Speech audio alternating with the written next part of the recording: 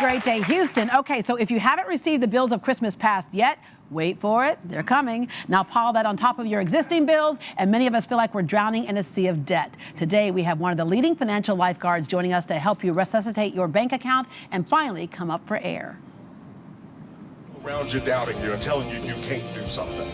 I'm here today to tell you that yes, you can. And something happens in the human spirit when you start to realize, I can do this. I can make some changes. Because I hate to see people struggling. I want them to win. I want them to behave and do the things they know to do, and I want to teach them. And that's what I get a joy out of when I address the audience. If I can be a source of encouragement for people to help them change that mindset and to stop those money fights and stop divorce over money, then I have to do my job. I have to get the message out so people can have hope and not just talk about it.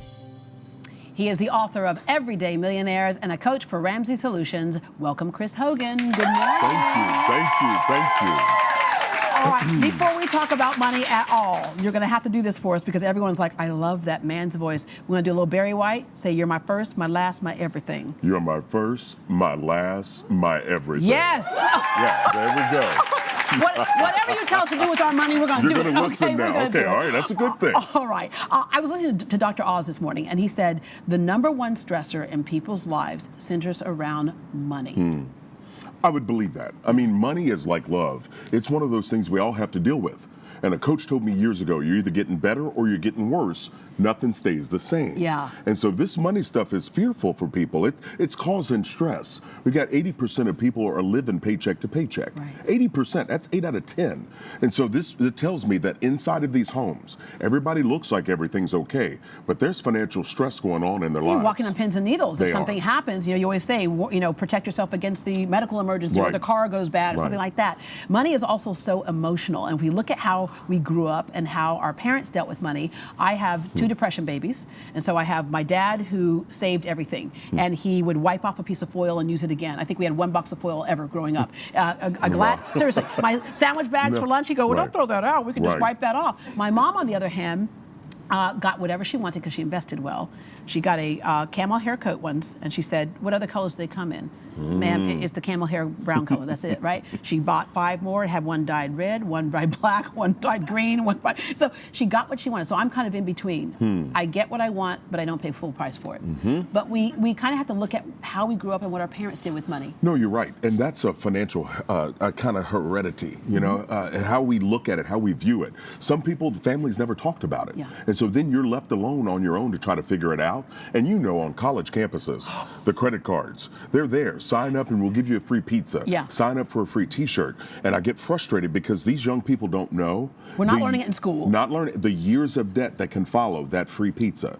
It's just not worth it. Yeah. All right, let's go back to what your understanding of money was in your younger years. And what was the moment where you went, aha, and you actually went into this business? Well, I did money stupid on the college campus. Yeah. I was one of those ones that signed up, right? And I felt like I was doing an adult thing by having a credit card. What I was doing was a dangerous thing. I was setting myself up. It would take me five years to pay that thing off. And so looking at it, I learned the lesson hard the first time, but I didn't get the lesson. So I went back, right, and did it again. So mindset-wise, learning how to count, and I was even working in the banking industry. Wow. Okay, and so, but it was the time that I was working in banking that I realized something. We don't know how money works. Everybody needs it, right? Everybody wants it, but if you don't know how it works, money will end up working you instead of you working it. Absolutely. And you go back to that college thing, I had a credit card and said, congratulations, you have graduated from the University of Texas at Austin, which shows that you're a responsible person. Gave me a credit card with a $5,000 limit. And I was just telling the audience this morning, I put the down payment on my car I bought that I couldn't afford on that credit card at 20-something% interest. Yes. Had no idea what that meant. Yes. And since that time, I don't do credit cards anymore. That was my big lesson. Well, and we all have to have that wake-up call. Can I give everybody a PhD in economics Absolutely. right now? Okay. When you borrow someone else's money, they charge you a thing called interest. That interest is a penalty for using their money. But when we invest our money, we gain interest, so we're being rewarded.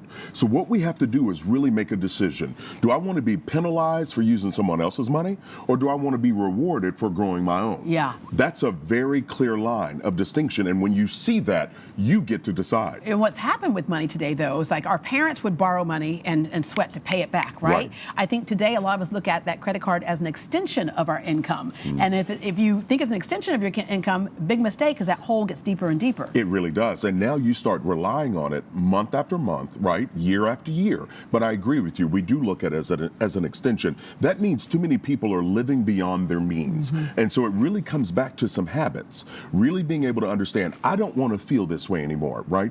We got people right now that are opening up credit card statements from Christmas, and they're going to open those up, and they're going to be paying on those things for a year to 2 years, right? Christmas comes in December every year. Okay, that's a surprise And for it should some end people. in December every year, That's right? But I want people to pay cash. I had a lady come up to me at a book signing once, and she goes, Chris Hogan, you and Dave Ramsey don't want nobody to have no stuff, right? And I started laughing because I knew what she was saying. I go, no, honey, no. I want you to have stuff. I just don't want stuff to have you. And when you use it with debt, that means stuff has you, and it's requiring a payment from you every month. Yeah, all right. And make a payment on something that you know is going to pay back. A car, we get it, right? That can get you to and from work. Right. But just pay cash for it, Deborah. Just pay cash and own it outright. All right, so I'm gonna say what I know a lot of people are saying is like, yes, we would pay cash for it if we had it, but we don't really make any money. And this is where it comes down to what y'all do with financial counseling at Ramsey Solutions is, I think a lot of people will look at it and say, no, we're living paycheck to paycheck. But if you really do the forensics on it, you can find something that you can cut back on. And when you cut back, you see that account grow. To me, that's what's fun to do, is to say, all right, I'm gonna adjust the way I'm dealing with my money and then watch it grow. Well, and that's the key. I've been with Dave for 13 years. So I've been helping people. I've been dealing with money for over 20 years. So getting people to make that statement, I'm going to make some adjustments, right? Nobody likes change, but everybody loves improvement, right? So I want people to look at it. How are you going to improve this year? That means you don't keep doing the same thing over and over. You know the definition of insanity. Yeah, doing the same thing over and over, and expecting a different result. Yeah. I want this to be the year that people not only expect change, but they do some things different. And you're right, we all have money leaks. I call them money leaks. Now, you may not know this about me, but I like shoes. Right now, most of the time, I'm right there with you. Most of the time, women get a hard time about shoes, right? But I love shoes. But the key is that now I was going to save up and pay cash for them. When you buy something with cash, you don't have the obligation and you don't have the stress later. Absolutely. So slow down, find out where you tend to do money crazy, and if it's going to the mall, guess what? Don't go. Right? If you can't just walk around and look at it, don't go. I used to go and just pretend it was my closet and then leave, right? but I know there are people watching saying, yeah, but you too have money. And I'm gonna tell you, I had nothing at one time. I had a mattress on the floor and an old TV. And part of my saving money is I had to get rid of my car, so I moved closer to where I worked so I could walk to work. I bought 3 outfits. That's all I had on TV. But I would sew rickrack on it and try to make it look different. And I convinced myself that no one knows this is the same 3 outfits I'm wearing. I buy stuff from Goodwill. I did what I had to do to get out of debt. And so that's what you have to buckle down. And I get it when people say I can't save anything. You got to look really hard at it. You really do. And I want people to stop making those statements. Okay? Don't say you can't save. Just tell me you won't. Right? We make room for the things that matter most to us. And I don't know about you, but I've got 3 young boys running around my house. I want those boys to have better. The only way for them to have better is for me to do better. So stop saying you can't, just say you won't. I've seen people that have gone from homeless that have built wealth. I've seen people that have eaten the food in their pantry instead of going to the grocery store. Hey, they had an $8.99 pizza, and I knew it had 8 slices, and I had 8 meals. I did 1 slice a meal. I had it down to a science. The guy came to the door, and I took down my box of pennies that I had, and I started counting them out, and he said, ma'am, I'm just going to buy this for you because I don't have time for that. So I was like, oh, but all I could think was, now I have a pizza for tomorrow, right? But something in you decided to sacrifice. What was that? I had to get out of debt. I couldn't function. I was paralyzed by it. I was paralyzed by bill collectors calling because I couldn't pay my bills. That, I would run to the corner and cry. I would sit in a corner and cry. And I knew that once I got out, I will never be in this position again. And what was it all for? It wasn't for anything that was worth that for me, right? So I knew I couldn't do that again. All right, your book. So we're talking about millionaires. And most people think millionaires are people who you inherited the money or you just got a great job or whatever. And there are a whole lot of quiet millionaires in this country who just did it by doing smart financial practices. It could be the mail carrier. It could be a teacher. They're everyday normal people. They really are. We did the largest study that's ever been done on millionaires. We talked to over 10,000 of them all across the country. It was so big that we had to end up using a research firm to help us with this. But the reality is, people would think, are they trust fund babies? Did they inherit it? Did they get lucky? Did they hit the lottery? We did the research and we found out the truth.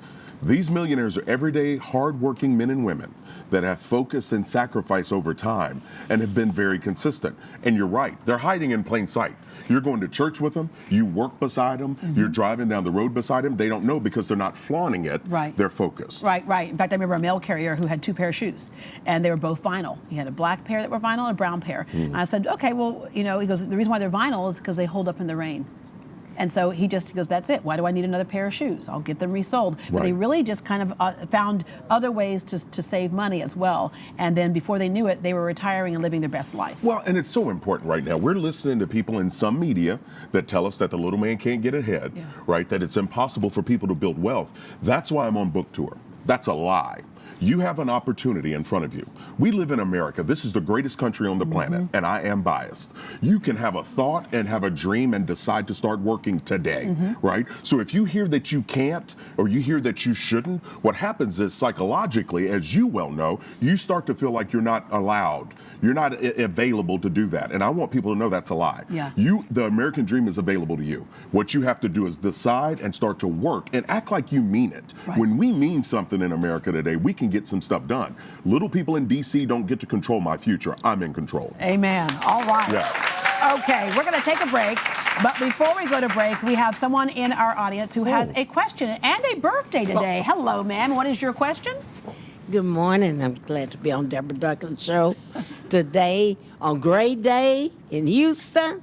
I'm Gwen Tenard, and I'm 73 today, and I would like to know from Chris, how can I make an investment at this age? All right, hold that thought, and we're going to answer that when we come back. Is it ever too late to invest? We'll find out.